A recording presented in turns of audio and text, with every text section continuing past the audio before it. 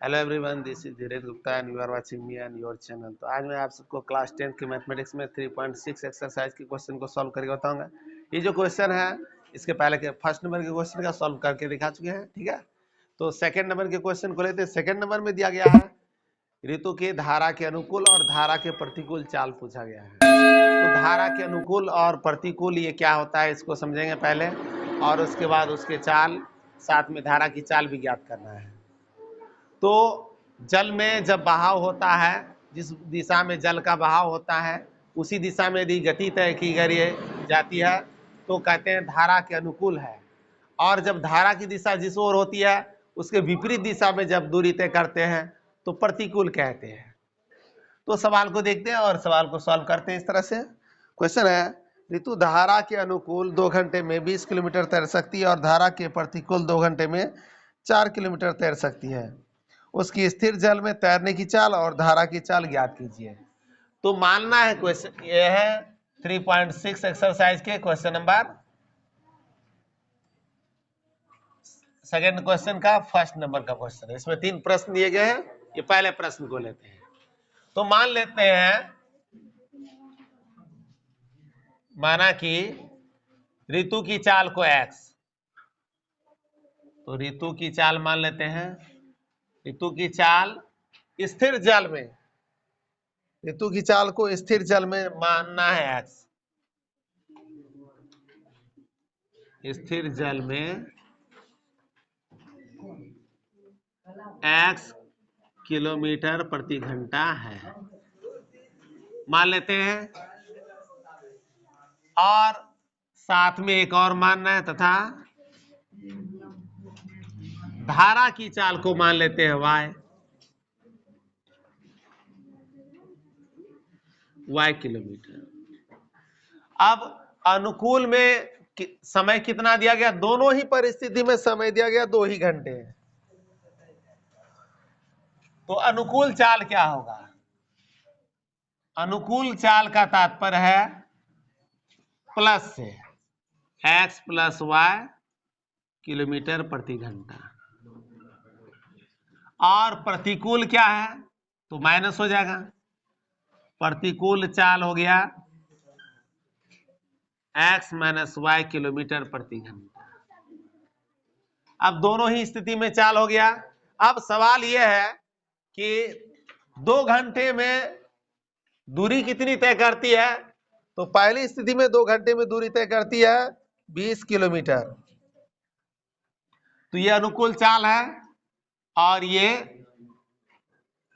समय दिया गया 2 घंटे। तो समय को भी लिख लेते हैं। प्रत्येक स्थिति में समय 2 ही घंटे है, ठीक है। अनुकूल में भी 2 ही घंटे हैं और प्रतिकूल में भी 2 घंटे, इसलिए समय 2 घंटे लिख देते हैं। प्रश्न से, पहली स्थिति में प्रश्न से क्या होता है तो दूरी निकालना है। दूरी निकालने के लिए क्या करते हैं? चाल गुना समय कर देते हैं। तो चाल अनुकूल क्या है? x प्लस y, और इसका समय कितना लग रहा है तो 2 घंटे, तो 2 से मल्टीप्लाई कर देते हैं। तो कितना दूरी तय होता है तो 20 किलोमीटर। ये हो गया समीकरण। 2 से मल्टीप्लाई होगा, इधर लाके डिवाइड करेंगे तो x plus y equal to क्या होगा 20/2 इक्वल टू, कटा देते हैं इसको तो आता है 10। तो x plus y equal to हो गया 10। ये फर्स्ट इक्वेशन बन गया इस तरह से। अब पुनः प्रश्न से देखते हैं। दूसरी स्थिति में भी समय है वही 2 घंटे, लेकिन अब चलना है चाल क्या है? प्रतिकूल। तो x माइनस y चाल है, समय है 2 घंटे और दूरी कितनी तय होती है तो दूरी तय होती है 4 किलोमीटर। 4 हो गया, गुना हो रहा है, इधर लाके भाग कर देंगे। x minus y equal to हो गया 4/2, तो हो गया, कटा देंगे इस तरह से 2 आ गया, और x minus y equal to हो गया 2। ये हो गया दूसरा समीकरण। इस तरह से पहला और दूसरा समीकरण प्राप्त हो जाता है और इसको हल कर लेंगे, विलोपन या प्रतिस्थापन किसी विधि से हल करेंगे तो ज्ञात हो जाएगा इसकी चाल, ठीक है। अब इसको सॉल्व करेंगे विलोपन विधि से, ठीक है। तो विलोपन विधि से हल करने के लिए सबसे पहले दोनों समीकरण को देखते हैं क्या दिया गया है। पहला इक्वेशन में x plus y equal to 10 दिया है, दूसरा में x minus y equal to 2 है। तो plus y minus y 1 y है तो सेम है, इसलिए समीकरण 1 और 2 को जोड़ेंगे। तो पहले समीकरण में दूसरे समीकरण को जोड़ते हैं, 1 प्लस 2 करते हैं। तो जरा देख ले 1 प्लस 2 कैसे करते हैं। x plus y equal to 10 लिखेंगे।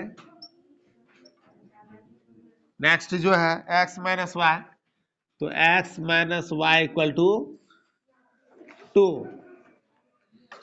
और चूंकि प्लस कर रहे हैं इसलिए साइन चेंज नहीं करेंगे, कैंसिल हो गया।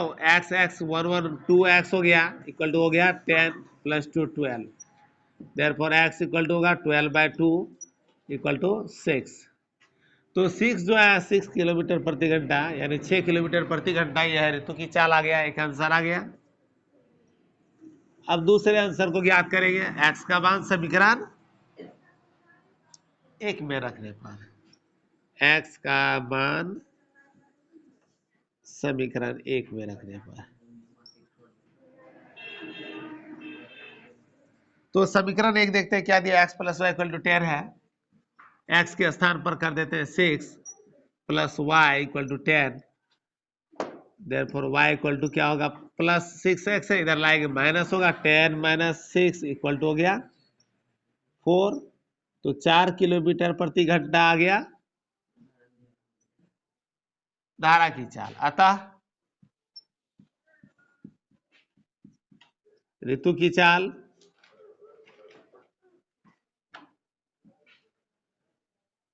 6 किलोमीटर प्रति घंटा तथा धारा की चाल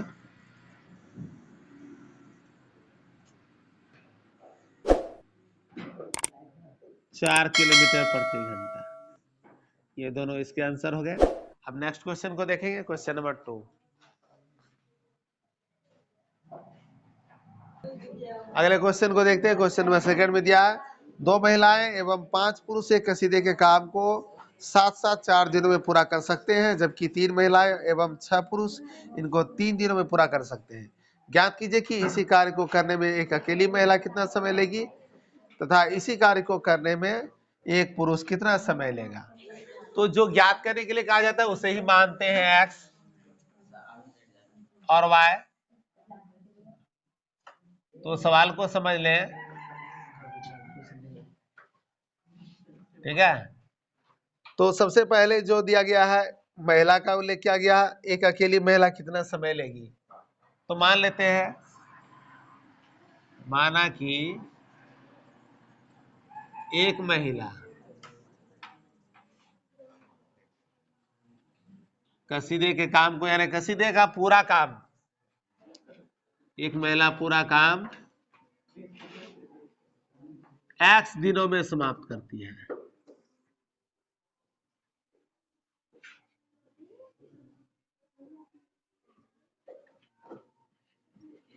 नेक्स्ट उसी तरह से मान लेते हैं, तथा एक पुरुष पूरा काम y दिनों में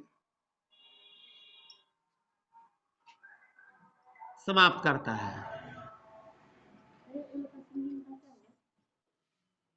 अब दोनों की स्थिति तो हो गया, एक ने x दिनों में एक ने y दिनों में। तो एक दिनों में पुरुष द्वारा कितना काम किया गया है। एक दिनों में महिला द्वारा पहले किया गया काम निकालते हैं, एक दिनों में महिला द्वारा किया गया काम।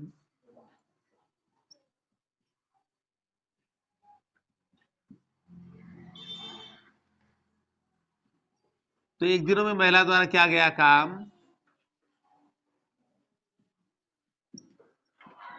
1/x होगा, क्योंकि पूरा काम हुआ एक दिन में एक महिला के द्वारा, एक महिला द्वारा किया गया काम कितना हो गया 1/x।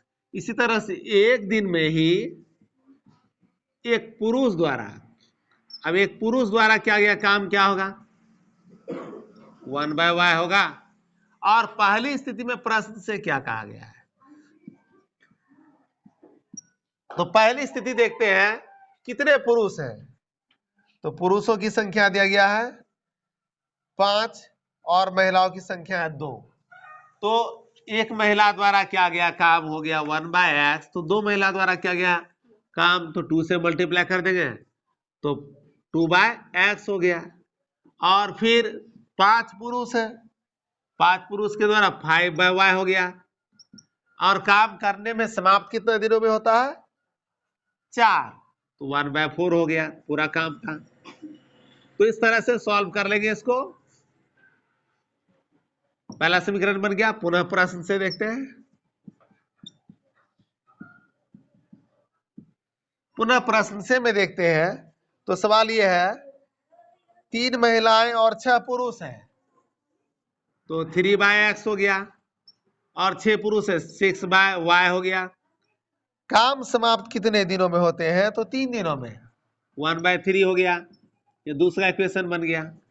अब इसको सॉल्व करेंगे, ठीक है। सॉल्व करने से पहले मानते हैं इसको। अब इस समीकरण को हल करने के लिए सबसे पहले क्या करते हैं 1/x और 1/y को ए बी या यू भी मान लेते हैं। तो मान लेते हैं 1/x इक्वल टू ए तथा 1/y इक्वल टू बी। तो पहला समीकरण से क्या प्राप्त होता है, पहले समीकरण से प्राप्त होता है 2a plus 5b equal to 1/4। ये पहला इक्वेशन हो गया।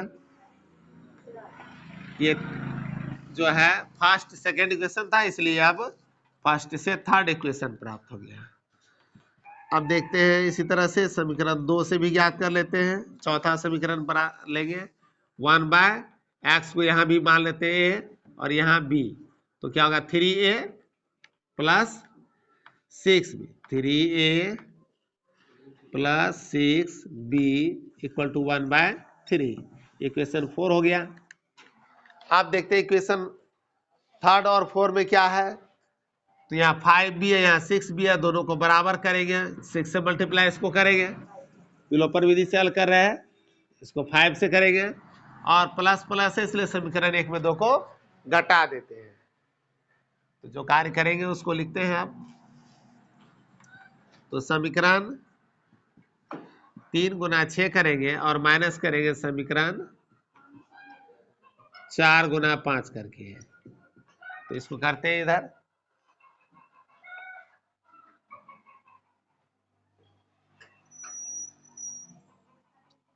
अब सॉल्व करते हैं इसको। तो सबसे पहले मल्टीप्लाई करते हैं 6 से, 6 इंटू 2 कर दिए 12 हो गया। ए 6 इंटू 5 किए 30b और इसी तरह से 6 इंटू 1/4। अब अच्छी तरह समझ ले 6 इंटू 1/4 क्या करेंगे, तो कटा भी सकते हैं या नहीं तो ऐसे 6/4 करके लिख देंगे, यहाँ कटा लेंगे। जैसे 2 2 जा 4, 2 3 जा 6, 3/2 हो गया। नेक्स्ट जो है इसी तरह से प्राप्त कर लेंगे 5 से मल्टीप्लाई करके 15 हो गया। ए प्लस 30b इक्वल टू यहाँ 5 इंटू 1 किया 5/3 हो गया, इधर हो गया 5/3। अब माइनस करेंगे, माइनस माइनस माइनस हो गया, प्लस माइनस कट गया और 12 और 15 को प्लस करेंगे तो 5 2 7 हो गया, 27 हो गया 27a। इधर देखते हैं तो 3/2 और 5/3 है, एलसीएम लेके जैसे भिन्न का जोड़ घटा बनाते हैं वैसे बनाएंगे। 3/2 और माइनस 5/3 कर लेंगे, एलसीएम हो गया 6 और 2 3 जा 6 होता है, तो हो गया 9 माइनस 10।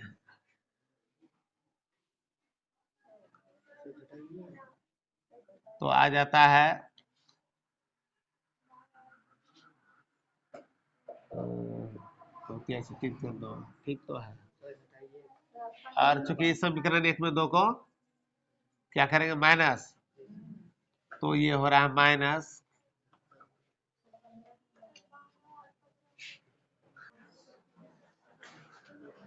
तो -3a इक्वल टू 9 - 10/6 है, तो -3a इक्वल टू, इसको माइनस करेगा तो आएगा -1/6, माइनस को कैंसिल कर दिया, देयरफॉर a इक्वल टू होगा 1/6 इंटू 3,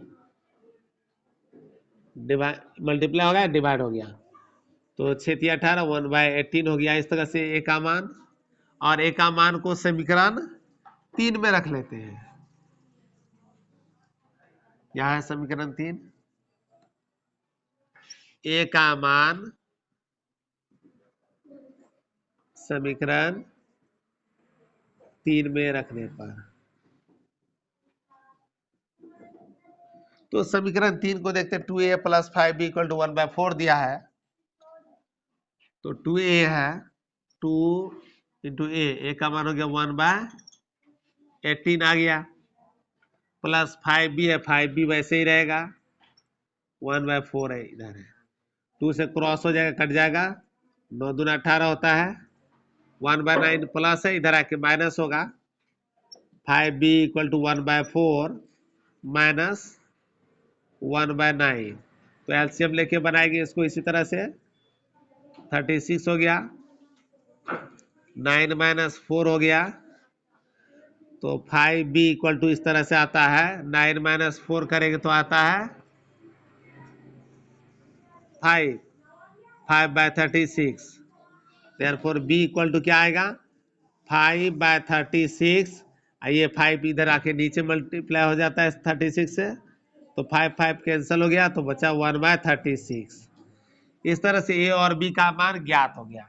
अब माने थे किसको a, तो माने थे 1/x को a, 1/y को b। अब बराबर कर लेते हैं दोनों तरफ, 1/x इक्वल टू कर लेते हैं a, तो a का मान क्या है 1/18, तो इसलिए एक x का मान क्या हुआ, दोनों ही भिन्न को उलट देते तो 18 होता है, 18 दिन आंसर आ जाता है। और दूसरा है अब y, ये एक महिला द्वारा, अकेले महिला द्वारा काम करने में 18 दिन का समय लगेगा। अब दूसरी परिस्थिति में क्या है, एक अकेला पुरुष कितने दिन समय लेता है, तो इसके लिए करते हैं 1/y को बराबर करते हैं, 1/y इक्वल टू b था, b का मान है 1/36, 1/y इक्वल टू 1/36, इस भिन्न को भी उलट देते हैं तो क्या आता है y इक्वल टू 36 यानी 36 दिन। इस तरह से आ गया, एक अकेला पुरुष 36 दिनों में काम पूरा करता है।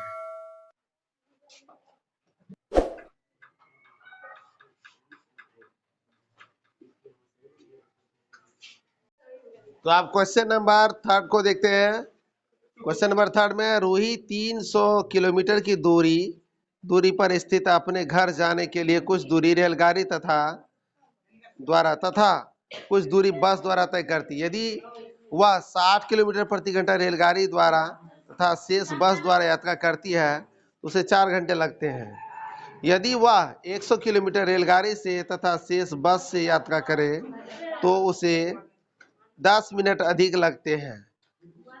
तो रेलगाड़ी एवं बस की क्रमशः चाल ज्ञात कीजिए। तो सवाल को समझ लेना है, इसमें रेलगाड़ी और बस दोनों की चाल बताना है। तो सबसे पहले जान ले कि ये डिस्टेंस कितना है, कुल दूरी है 300 किलोमीटर, और निकालना क्या है, प्रश्न में यह है निकालना क्या है, तो प्रश्न में निकालने के लिए दिया है बस की चाल और रेलगाड़ी की चाल। तो दोनों को पहले x और y करके मान लेते हैं। तो पहले रेलगाड़ी का उल्लेख है, माना कि रेलगाड़ी की चाल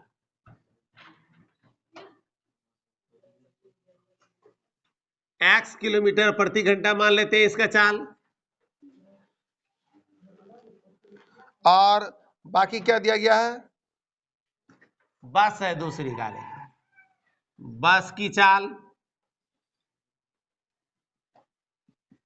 y किलोमीटर प्रति घंटा मान लेते हैं। ठीक है, अब सवाल यह है कि कितने किलोमीटर दूरी तय किया गया है रेलगाड़ी से और कितने किलोमीटर बस से। समय कैसे ज्ञात करते हैं, समय बराबर सूत्र होता है समय बराबर दूरी बटे चाल। ठीक है, यदि याद नहीं हो जिनको, वो ये सूत्र को लिख लेंगे अच्छी तरह से। समय ज्ञात करना हो तो दूरी में चाल से भाग कर देते हैं, क्योंकि दूरी बराबर चाल गुना समय होता है। अभी इसी का प्रयोग करेंगे हम, ठीक है। सबसे पहले कुल दूरी देख लेते हैं कितना है। तो कुल दूरी दिया गया है 300 किलोमीटर ही जाना है।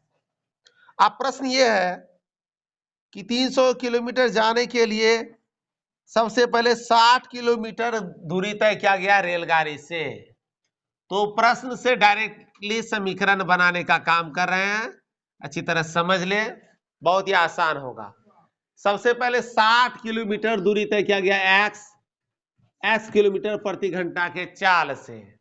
तो समय कैसे ज्ञात करेंगे? दूरी कितना है? 60 किलोमीटर, और रेलगाड़ी से तय क्या, रेलगाड़ी की चाल से भाग कर देंगे तो 60 बटे हो गया x, ठीक है।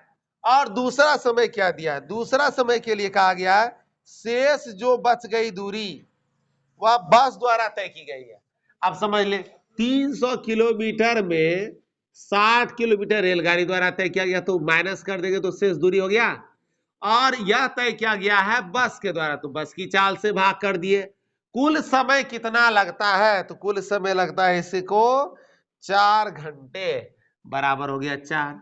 ये समय है पहला, ये रेलगाड़ी का समय है, ये बस का समय, दोनों समय मिला के 4 घंटा है। समीकरण तैयार हो चुका है, बस इसको सॉल्व करने की आवश्यकता है। इसको सॉल्व करने के लिए एक स्टेप और लिख लेते हैं। 60/x प्लस, अब 300 में से 60 को माइनस कर देते हैं, क्या आता है? 240/y equal to 4। ये फर्स्ट इक्वेशन तैयार हो गया। अब पुनः प्रश्न से देखते हैं क्या है। तो पुनः प्रश्न से यहाँ क्या देख रहे हैं सवाल में कि रेलगाड़ी द्वारा फिर कितनी दूरी तय की गई है? तो बताया गया रेलगाड़ी द्वारा 100 किलोमीटर दूरी तय किया गया है। तो 100 में भाग कर देंगे उसका चाल से, तो समय ज्ञात हो जाएगा, बटे कर दिए x। और फिर कहा गया जो शेष बच गई दूरी वो बस के द्वारा तय किया गया है। तो शेष कितनी दूरी बच गई? 300 किलोमीटर में से 100 किलोमीटर रेलगाड़ी के द्वारा तय किया गया, तो 300 में से 100 को माइनस कर देंगे, शेष दूरी निकल गया ये। और इसका चाल है y किलोमीटर बस का चाल। तो दोनों मिलके समय में क्या अंतर है? तो प्रश्न में कहा गया है तो उसे 10 मिनट अधिक लगते। ये 10 मिनट अधिक का मतलब क्या है? 10 मिनट अधिक का तात्पर्य है ये जो समय 4 घंटे था, 4 घंटे 10 मिनट यहां लगते, 4 घंटे 10 मिनट। अब 4 घंटे 10 मिनट को किस प्रकार लिखेंगे वो अगले स्टेप में कर देते हैं। पहले माइनस कर देते हैं। 100/x तो सही है, इसको माइनस कर देंगे तो 300 में से 100 माइनस कर दिए, 200/y हो गया। और दूसरा क्या करना है इसमें? 4 घंटे 10 मिनट को लिख देते हैं। 4 घंटे है, ये पूर्णांक कर देते हैं, 10 मिनट को 10/60 कर देते हैं तो घंटा में हो गया, कटा देते हैं 0 0 तो हो गया 4 पूर्णांक 1/6, अर्थात 6 चौक 24 25/6 घंटा में निकाल लिए इसको, ठीक है। ये घंटे में समय निकाल लिए। अब समझ ले दोनों ही समीकरण तैयार हो गया है। अब आगे क्या करना है? ये समीकरण एक में 1/x और समीकरण ये x में 1/x और 1/y को देखते हैं। इसमें भी 1/x 1/y है, दूसरे समीकरण में भी क्या करते हैं? 1/x को a या u भी करके मान लेते हैं। इसको u मानेंगे तो इसको भी मानेंगे, इसको a यदि तो भी मानते हैं। तो मानने का काम करेंगे, माना कि 1/x equal to a, you भी मान सकते हैं, समीकरण बना सकते हैं। 1/y equal to b। तो पहला समीकरण से क्या प्राप्त होता है? पहले समीकरण से देख लेंगे क्या प्राप्त होगा। अब समीकरण एक जो दिया गया है इसमें 1/x के स्थान पर a कर देते हैं, तो समीकरण एक से प्राप्त होता है 1/x को a मान लिए तो 60a हो गया, 60a और प्लस हो गया 240 बी इक्वल टू है 4। जरा एक स्टेप यदि हल करने की इच्छा हो तो कर सकते हैं, बहुत ही आसान हो जाएगा इससे। कॉमन क्या है दोनों में, किससे डिवाइड होता है, तो 60 से। तो 60 को यदि कॉमन ले लेते हैं तो यहाँ क्या आता है ए, और 6 चौके 24, 4 बी आता है इक्वल टू 4 है। 60 से मल्टीप्लाई हो रहा है, इधर लाके भाग कर देंगे तो क्या हो जाएगा, ए प्लस 4 बी इक्वल टू 4/60।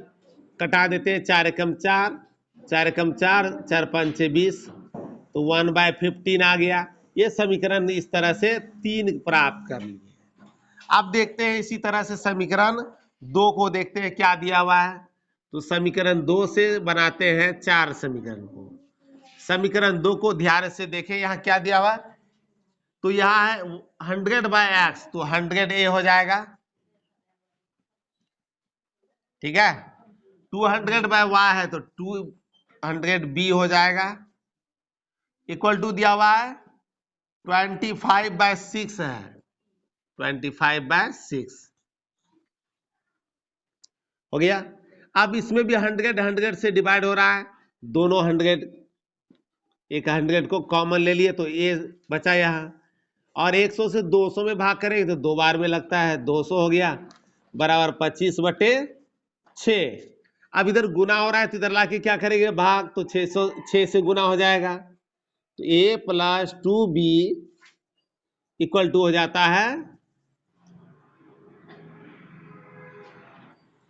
25/6 गुना 100, ठीक है। 25 चौके 100 आता है, 6 चौके 24, 1/24 इस तरह से बन गया चौथा समीकरण। अब अच्छी तरह समझ ले, 3 और 4 समीकरण में क्या देखते हैं, 1a है, कोई आवश्यकता नहीं b को बराबर करने की। समीकरण 3 में 4 को घटा देते हैं, b का मान ज्ञात हो जाएगा। a या b दोनों में कोई बराबर कर सकते हैं। अब समीकरण 3 में से 4 को घटा देते हैं, तो 3 का पहले तीसरा समीकरण को लिखते हैं फिर से, a + 4b इक्वल टू 1/15, ठीक है। नीचे वाला समीकरण लिखते हैं 4 को, a + 2b इक्वल टू 1/24। अब इसको माइनस कर लेते हैं, तो माइनस में साइन चेंज कर दिए सबका, a कट गया, 4 में से 2 घटा देते 2, तो 2b बचा इधर, और इधर भिन्न का घटा बना लेते हैं एलसीएम लेके, तो 1/15 और -1/24, तो 15 और 24 का लॉसो निकाल लेते हैं।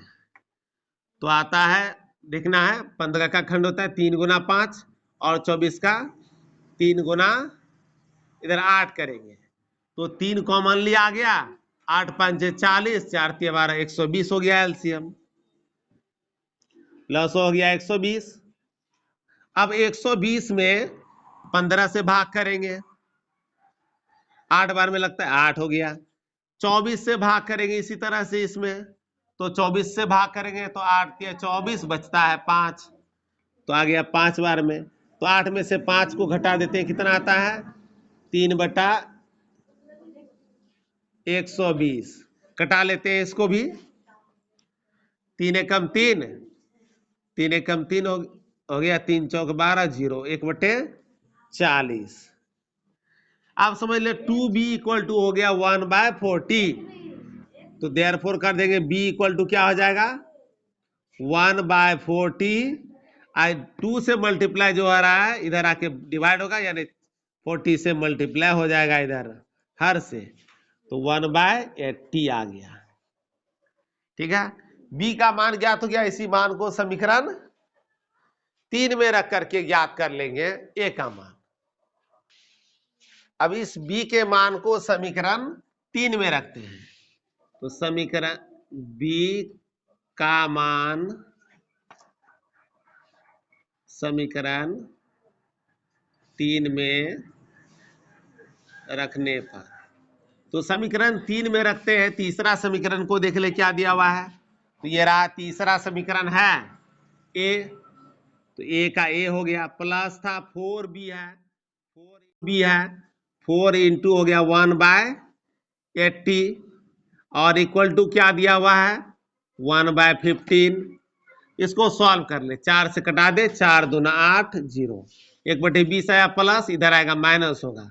देयरफॉर ए इक्वल टू क्या हो जाएगा 1/15 माइनस 1/20।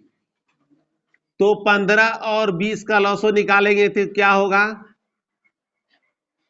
60 हो जाता है। 15 चौके 60 4 हो गया, 20 या 60 3 हो गया, तो 4 माइनस 3 इक्वल टू 1/60। अब समझ ले बी का मान आया 1/80 और ए का मान आया 1/60। अब करके निकाल लेते हैं। अब माने क्या थे, माने थे यहां पर 1/x इक्वल टू ए, तो 1/x का तात्पर्य है ए यानी 1/60 इसका मान हो गया। देयरफॉर ए इक्वल टू क्या आ जाता है, भिन्न को दोनों को उल्टा देते हैं तो ए का मान आता है 60 किलोमीटर प्रति घंटा। एक आंसर ये हो गया। तथा दूसरा आंसर के लिए क्या करते हैं, दूसरा आंसर के लिए देखते हैं तो ये 1/y इक्वल टू हो गया बी और बी का मान है 1/80 और 1/80 इसमें रख देते हैं। देयरफॉर y इक्वल टू क्या हो जाएगा, भिन्न को उल्टा दे दोनों तरफ तो हो गया 80 किलोमीटर प्रति घंटा। ये दूसरा आंसर हो गया। अतः रेल की चाल क्या हो गया, रेल की चाल को माने थे x का मान आ गया x किलोमीटर प्रति घंटा, x का मान आ गया ये 60 किलोमीटर प्रति घंटा और बस का माने थे y का मान हो गया 80, तो 60 किलोमीटर प्रति घंटा हो गया। तथा बस की चाल कर देते हैं तो आ गया 80 किलोमीटर प्रति घंटा। तो ये हो गया आंसर इसके। ये है क्वेश्चन नंबर 2 का दिया गया क्वेश्चन, थर्ड क्वेश्चन है यानी एक्सरसाइज 3.6 के। ठीक है, तो अब अच्छी तरह समझ ले ये तो 3.6 एक्सरसाइज है। इसके बाद जो है ऐच्छिक का चैप्टर है जिसके सवाल भी एग्जाम में पूछे जा रहे हैं। यह चूंकि कहा गया उसमें परीक्षा की दृष्टि से नहीं है वो प्रश्नावली, लेकिन इसका भी अभ्यास करेंगे तो नेक्स्ट क्लास में फिर नेक्स्ट क्वेश्चन को लेंगे 3.7 का। ठीक है, थैंक यू।